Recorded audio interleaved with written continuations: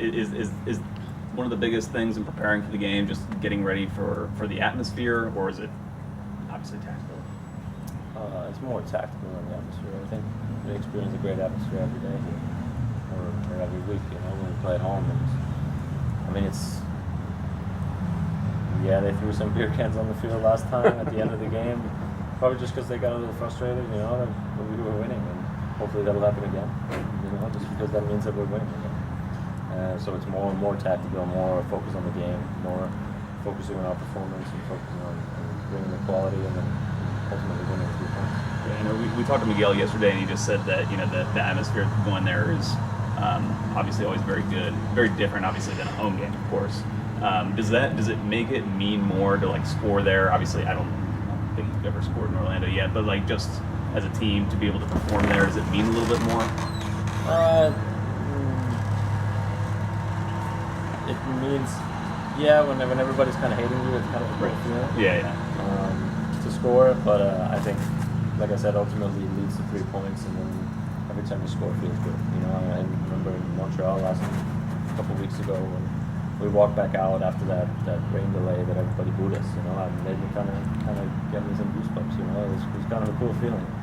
And then actually 5 minutes in the game, we actually scored a goal. It kind of feels good. So we probably have the same feeling there. But ultimately, it's what happens after 90 minutes. What the score is after 90 minutes. That's what matters. Then one more, just Josef obviously chasing the record. Are you guys kind of ready for it to be done with? Are you ready to start focusing? I'm sure you're focusing on the team, internally, but just from the external, are you kind of ready to move past it? I mean, it's just a thing that comes naturally. I think it's just something that happens, and it'll happen. I said it after Philly. This is the first time that it'll happen. It's something we're not really worried about it within the team. You can see that after even the 2 goals he scored after he scores. And we knew that he had tied it now, and now it's one more to get him one. Tito makes a run. He could have probably passed it at the end to him, and he doesn't. And no hard feelings from Josef, And then for Miguel's goal, Josef even sets him up. So it's not like we're also trying to get him that record. I think it's going to come naturally sooner than later, So we're not really worried about it with the team. Talk about the 4-game road trip. You guys seem to have played well on the road, and it kind of brings teams and players together. You agree with that?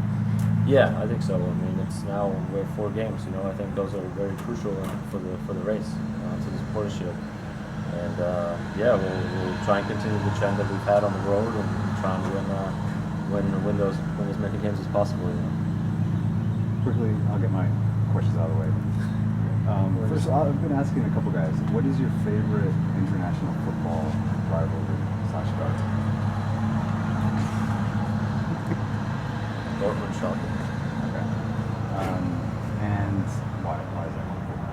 I don't know. Just obviously growing up, I watch a lot of Bundesliga, and that's probably the one you always wait for and you look for, and when the scheduling comes out. And then I remember Jermaine Jones having a few good moments in that rivalry.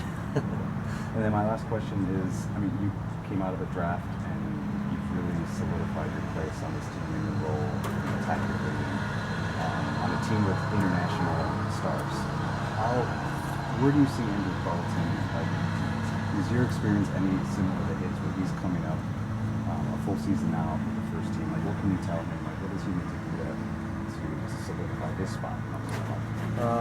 For Andrew, I think he's a little different spot than me. I think he's obviously a lot younger than when I came here. But for him, I think it's just a matter of kind of working hard and keeping his head down, not getting ahead of himself. And then he'll get his chances, like he did this year. I think he took a lot away from one game, or a few games where he got subbed in as well. I know I've talked to him about that start actually, and he was like, it was a really good feeling, and I want to be more of that. So it kind of gives him a little taste of kind of what's to come. So I think if he keeps his head down and works hard, then he'll come. Who are your contenders for Rookie of the Year? Oh, wow. That is a really tough question. I don't really know. I have to do some more research too. I'm going to really kind of focus on week in and week out. Okay. Kind of see him once a year, or twice a year. But no, there's not really anybody sticking out. Well, one of the center backs from Philly, seems to be the Yeah, favorite.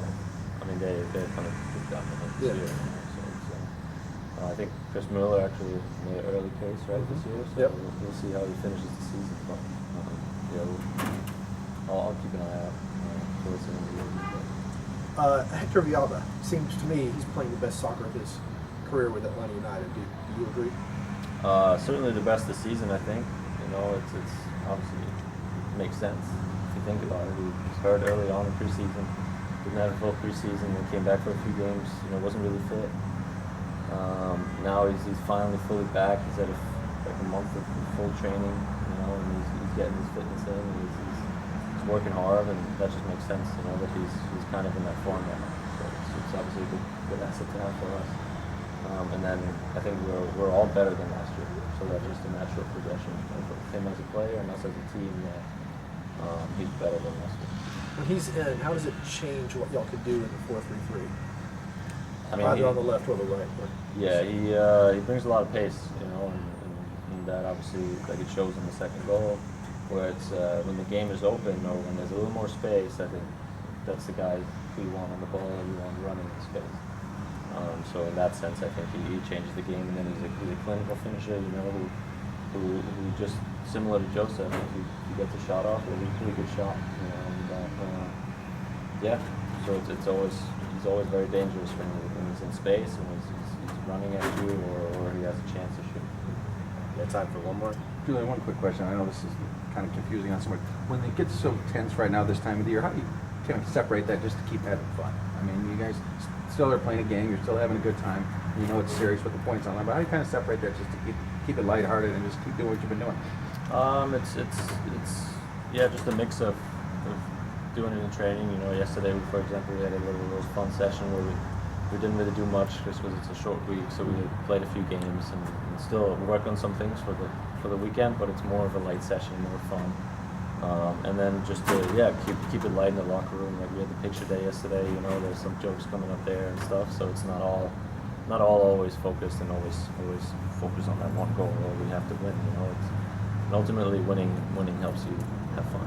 You know, and I think that's the biggest thing for us. You know, that we keep collecting 3 points and then keep having good times after the games and on the road and when we travel and stuff like that. It just comes naturally.